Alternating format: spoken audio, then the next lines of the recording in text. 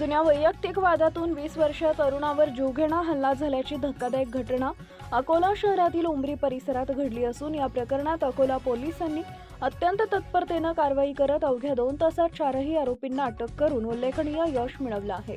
स्थानिक गुन्हे शाखा अकोला आणि पोलीस स्टेशन सिव्हिल लाईन यांच्या संयुक्त कारवाईमुळे शहरातील कायदा व सुव्यवस्था राखण्यात पोलिसांची भूमिका पुन्हा एकदा अधोरेखित झाली आहे। दिनांक 19 जानेवारी 2026 रोजी ओम मोहन राऊत वय वर्ष 20 राहणार मोठी उमरी अकोला हा आपल्या मित्रासह दुचाकीनं पीकेव्ही परिसरातील शिवमंदिर इथं दर्शनासाठी जात होता। त्यावेळी रौनक मंगल कार्यालयासमोर मोठी उमरी इथं आधीच दबा धरून बसलेल्या आरोपींनी त्याची दुचाकी अडवली। 1 वर्षापूर्वी झालेल्या जुन्या भांडणाचा राग मनात धरून आरोपींनी संगनमतानं ओम राऊत याच्यावर प्राणघातक हल्ला केल्याचं निष्पन्न झालं आहे। या हल्ल्यात आरोपी अंकुश अनिल पिंगाळकर यानं ओम राऊत याची कॉलर पकडून त्याला शिवीगाळ केली व लोखंडी रॉडनं त्याच्या डोक्यावर जोरदार वार केला।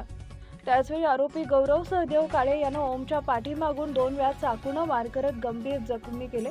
इतर आरोपींनाही लाथ्याबुक्क्यांनी मारहाण करून त्याला रक्तबंबाळ अवस्थेत टाकून दिले।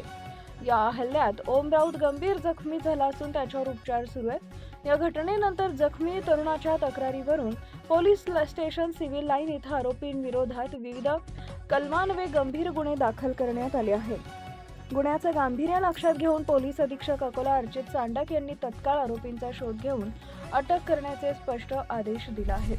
त्या अनुषंगाने स्थानिक गुन्हे शाखा व सिव्हिल लाईन पोलिसांनी स्वतंत्र पथके तयार करून तांत्रिक विश्लेषण, सीसीटीव्ही फुटेज आणि गुप्त बातमीदारांच्या माहितीच्या आधारे तपास सुरू केला।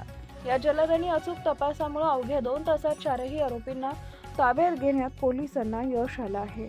नवनवीन बातम्या पाहण्यासाठी आजच विदर्भ दूत न्यूज चॅनलला सबस्क्राईब करा आणि बेल आयकॉनला सुद्धा क्लिक करा।